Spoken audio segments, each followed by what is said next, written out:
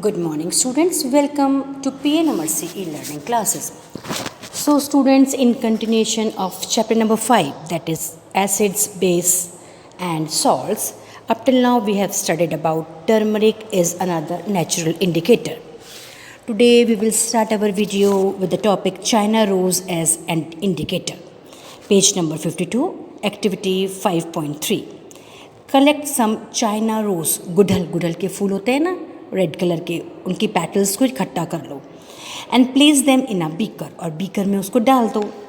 Add some warm water, keep the mixture for some time till water become coloured. और क्या करो, उसके अंदर थोड़ा सा गर्म पानी डाल दो और मिक्सचर को ऐसे ही रखे रहने दो कुछ समय के लिए. Use the coloured water as an indicator. कुछ समय के बाद में जो वो पानी है वो कलर्ड हो जाएगा और उस पानी को आप एज एन इंडिकेटर इस्तेमाल करो. Add 5 drops of indicator to each of the solution given in the table 5.4.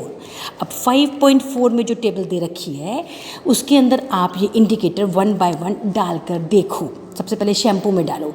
तो इनिशियल कलर शैम्पू का कैसा होता है, स्टार्टिंग में जो कलर होता है, ओरिजिनल कलर जो शैम्पू का होता है वो होता है मिल्की. लेकिन जैसे ही आप उसके अंदर इंडिकेटर डालोगे, गुड़हल का जो बनाया हुआ इंडिकेटर के उसके कुछ ड्रॉप डालोगे तो वो ग्रीन कलर में चेंज हो जाएगा.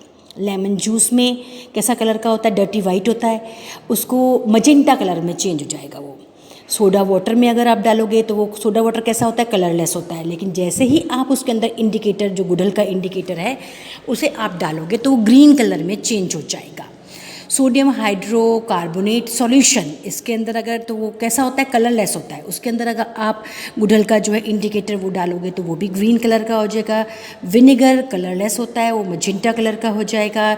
शुगर सॉल्यूशन कलरलेस होता है, उसमें कोई चेंज नहीं आएगा, कलरलेस था कलरलेस ही रहेगा. कॉमन सॉल्ट के डालने के बाद, कॉमन सॉल्ट भी कैसा होता है, उसका सॉल्यूशन जो होता है वो भी कलरलेस होता है. उसके अंदर अगर आप इंडिकेटर जो है वो डालोगे उसमें भी कोई चेंज नहीं आएगा. What is the effect of an indicator on acid, base and neutral solution? China rose indicator turns acidic solution to dark pink. इसका मतलब ये है जो एसिडिक सॉल्यूशंस हैं जैसे लेमन जूस है या आपका विनेगर है वो किस कलर में हो जाएगा, मजेंटा कलर में. ठीक है. Turns acidic solution to dark pink, that is magenta colour, and basic solution to green. और जो बेसिक हैं वो किस में कलर में चेंज हो जाएंगे, वो ग्रीन कलर में चेंज हो जाएंगे. इसका मतलब शैम्पू और soda water, sodium hydrocarbonate solution, ये क्या है, आपके बेसिक सॉल्यूशन है.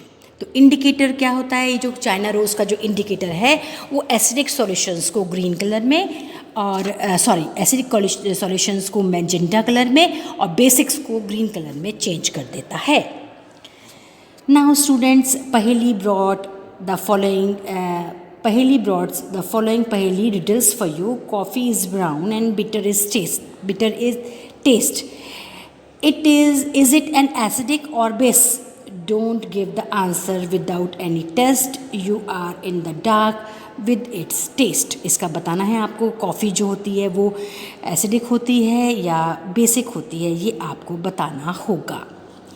Now activity 5.4. The teacher is requested to get the dilute solution of the following chemicals from his or her school laboratory और from a near by school. Hydrochloric acid लेके आना है, sulphuric acid, nitric acid, acetic acid, sodium hydroxide, ammonium hydroxide, calcium hydroxide,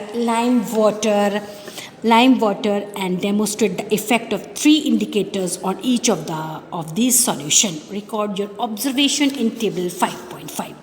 अब 5.5 table के अंदर हमें ये indicate करना है कि इन सारे सॉल्यूशन को अगर हम लेके आते हैं तो इफ़ेक्ट लिटमस पेपर का उसके ऊपर क्या होगा, टर्मरिक पेपर का उस पर क्या होगा, चाइना रोज का जो इंडिकेटर है उसका इफ़ेक्ट इन सब पर क्या होगा. Now students, we will discuss about the table 5.5 that is given on page 53. First one is the teacher is requested to get the dilute solution of the following chemicals from his or her laboratory or from a nearby school, that is hydrochloric acid. Hydrochloric acid लिया, sulphuric acid लिया, हमने nitric acid लिया, acetic acid लिया, sodium hydroxide लिया और ammonium hydroxide लिया, calcium hydroxide लिया. Calcium hydroxide मतलब लाइम वाटर. ये हमने ले लिया। अब इसको टेस्ट किया, effect on litmus paper. Effect litmus paper का क्या होगा, blue litmus paper turns to red, ठीक है। और इफेक्ट ऑन टर्मरिक पेपर में कुछ भी इसका इफेक्ट नहीं हुआ। और effect on China rose solution में वो क्या किस में कन्वर्ट हो गया, मजेंटा कलर में। फिर से बता रही हूँ, dilute hydrochloric acid effect on litmus paper, blue turns to red, and effect on turmeric paper none, and then effect on China rose solution, that is magenta. Then comes the sulfuric acid, the blue turns to red, effect on turmeric paper none, effect on China rose solution magenta. Then comes nitric acid. Nitric acid में effect on litmus paper, blue litmus paper turns to red, effect on turmeric paper none, and then effect on China rose solution, that is also magenta. Then comes sodium hydroxide. Sodium hydroxide में effect on litmus paper, red litmus turns to blue, and effect on turmeric paper, that is red, and effect on China rose solution green. Then comes ammonium hydroxide, then red litmus turns to blue, and effect of turmeric paper, that is red, and effect on China rose solution green. And then last one is lime water, or you can say calcium hydroxide. Effect on litmus paper, that is red litmus turns to blue, effect on turmeric paper, that is red, and effect on China rose solution, that is green. Now students, page number 54, caution, great care should be taken while handling laboratory acids and base because these are corrosive in nature, irritate and harmful to skin. अब जो जितने भी आपने test किए, जितने भी आपने acids लिए, वो बहुत ही ज़्यादा हैंडल विद केयर हैं। अगर थोड़ा भी इधर उधर हो गए तो उससे नुकसान हो सकता है।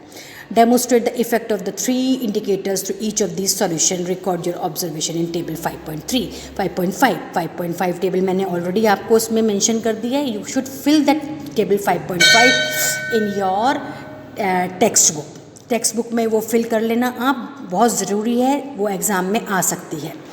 Are you familiar with the term acid rain? Have you ever heard about damaging effect of acid rain? Acid rain के बारे में तो आपने पढ़ा होगा कि आसमान से जो बारिश गिरती है उसमें कई बार ऐसा होता है कि इतनी ज़्यादा पॉल्यूशन के कारण बहुत ही ज़्यादा वो एसिडिक हो जाती है, जो बहुत हार्मफुल होती है. As the name indicate, the rain contains excess of acid is called an acid rain. अब रेन के अंदर excess of acid present होता है, जिसलिए हम उसको क्या बोलते हैं, acid rain. Where do these acids come from? The rain become acidic because of carbon dioxide, sulfur dioxide and nitrogen dioxide. Underline it. Acidic इसलिए हो जाती है रेन क्योंकि उसके अंदर जो पॉल्यूशन के कारण जो कार्बन डाइऑक्साइड एटमॉस्फेयर में प्रेजेंट होती है वो वाटर के साथ में मिक्स हो जाती है और ज़मीन पर आती है, और साथ में सल्फर डाइऑक्साइड और साथ में nitrogen dioxide, which are released into air by pollutants as an pollutant dissolve in rain drops to form carbonic acid. Rain के साथ के ड्रॉप्स के साथ मिलके वो कार्बोनिक एसिड बना लेती है, सल्फ्यूरिक एसिड बना लेती है, नाइट्रिक एसिड बना देती है respectively. Acid rain can cause damage to buildings, historical monuments and plants and animals. ये जो है बहुत ही ज़्यादा बहुत नुकसानदेह होती हैं. तो जो हिस्टोरिकल बिल्डिंग्स होती हैं, जैसे कि हमारा ताजमहल, वो बना हुआ है हमारा किससे, मार्बल से. तब उसके ऊपर एसिड रेन पड़ती है तो उसके ऊपर छेद हो गए हैं और साथ में वो पीला भी पड़ने लगा है. या फिर प्लांट्स हैं या एनिमल्स पे, जिस पे भी वो एसिड रेन पड़ती है उसको बहुत ही ज़्यादा डैमेज पहुँचाती है. So student, I end my video here only. We will meet tomorrow with the rest of the topics of this chapter. Up till then, goodbye, thank you and have a nice day.